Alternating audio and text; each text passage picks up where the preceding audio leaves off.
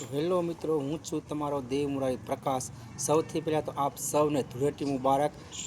ધૂળેટી મુબારક। આજનો બ્લોગ છે ખાસ મારો યુવા પેઢી માટે એટલે હું બ્લોગ બનાવું છું મિત્રો કે જો તમને અમારો બ્લોગ સારો લાગે તો લાઇક શેર સબસ્ક્રાઈબ તો કરજો, પરંતુ જો આ બ્લોગ સારો લાગે અને તમારા જીવનની અંદર બે વાત ઉતરે તો હું સાધુનો દીકરો છું, મારે બોલવામાં કાંઈ વાંધો નહીં અને તમારા જીવનમાં ઉતારવામાં પણ કાંઈ વાંધો નહીં। તો મિત્રો, મારું કહેવાનું એવું છે કે તમારા મમ્મી પપ્પા, દાદા દાદી, ભાઈ બહેન ગમે તે બધા હોય તે રોજ કૃષ્ણ ભગવાનને બહુ માનતા હોય, ઠાકોરજીને બહુ માનતા હોય, રોજ થાળ ધરતા હોય, ભોગ ધરતા હોય, તેને રોજ પ્રાર્થના કરતા હોય, રોજ બન બારણે એને ભોગ ધરી અને તમારા માટે સતત પ્રાર્થના કરતા હોય, હે ઠાકોરજી મહારાજ, હે દ્વારકાધીશ, મારા સંઘ સારો ધંધામાં બરકત આપજો અને મારા સંઘને સાજાને રાખજો, આવી એ પ્રાર્થના કરતા હોય છે। અને મિત્રો, આપણે શું કરીએ છીએ કે ખાઈ પી ભાઈ દોસ્તારો હારે આટા વેટા મારીને સાંજે ન ખાવાની વસ્તુ ખાઈને જાય છે, ન પીવાનો પદાર્થ પીને જાય છે। મિત્રો, એ કરીને જાય છે ને તો એ આપણે કહી નથી શકતા, પરંતુ એને બહુ દુઃખ થાય છે, એને અંદરથી આમ એટલું બધું દુઃખ થાય છે ને કે આપણે કહી નથી શકતા। પરંતુ આપણે એવું કરીને જઈએ અને ઘેરે આપણાથી કંઈક બોલાઈ જાય તો એ સહન કરી લઈ અને બરબારને પાછા બિસાડા હોયા જાય અને ફરી ઠાકોરજી મહારાજની પાસે જાય, દ્વારકાધીશને પ્રાર્થના કરે કે હે દ્વારકાધીશ, આવો મારો સંઘ,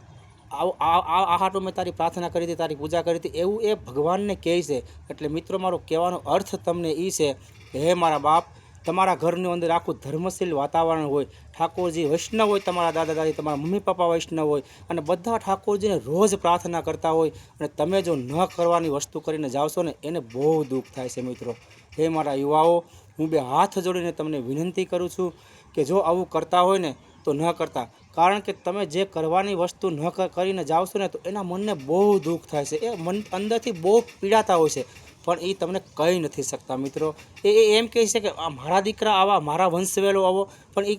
કોઈને કહી નથી શકતા, અંતરની વાત, મનની વાત એ તમારા આગળ રજૂ નથી કરી શકતા। એટલા માટે કે આજે હું એને કંઈક કહીશ અને કાલે સવારે મારો દીકરો કંઈક બીજું પગલું ભરશે, આ એક એના માતા પિતાને, તમારા માતા પિતાને ડર હોય છે। મિત્રો, તો એક હાથ જોડીને હું તમને પ્રાર્થના કરું છું કે હે મારા વાલા, જો આવું કરતા હોય ને, ન ખાવાની વસ્તુ ન ખાતા, ન પીવાની પદાર્થ ન પીતા, અને તમારા માતા પિતા જો ધર્મશીલ છે, તમારા ઘરની અંદર આખું દ્વારકાધીશની અંદર દ્વારકાધીશને માને છે, તો હે મારા બાપ, આ ધૂળેટી જેવો તહેવાર ગયો છે તો જઈ અને તમે કરતા હોય ને તો એને જઈને બે હાથ જોડી અને પૈગે લાગી અને માફી માગી લેજો, કેમ કે હે મમ્મી પપ્પા, ધૂળેટીનો તહેવાર આજે ગયો છે તો અમે આજથી એવું પ્રણ લઈએ છીએ કે આજ પછી અમે ન ખાવાની વસ્તુ નહીં ખાઈએ, ન પીવાના પદાર્થ નહીં પીએ, અને હે મમ્મી પપ્પા, અમને માફ કરજો। અને મિત્રો, આ જો એક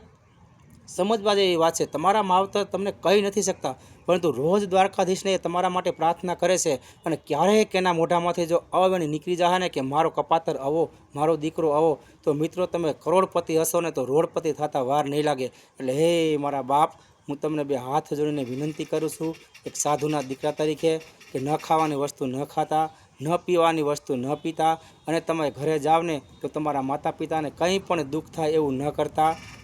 એવું ન કરતા, અને હંમેશને માટે એની સાથે